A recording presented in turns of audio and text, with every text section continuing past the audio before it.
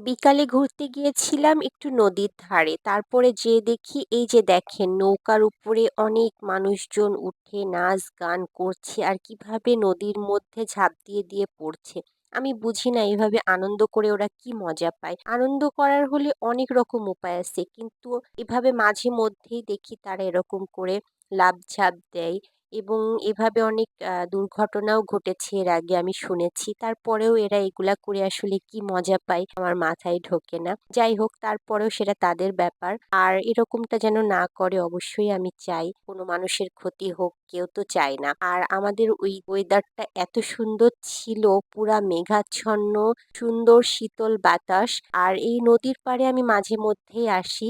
নদীর পাড়ে ঘুরতে ভীষণ ভালো লাগে। আর যদি এরকম একটা ওয়েদার থাকে তাহলে তো কথাই থাকে না। আর আমার মনে হয় আমাদের কুষ্টিয়া শহরে সবাই বের হয়ে পড়েছিল এরকম একটা ওয়েদার উপভোগ করার জন্য। প্রচন্ড ভিড় ছিল ব্রিজের উপর।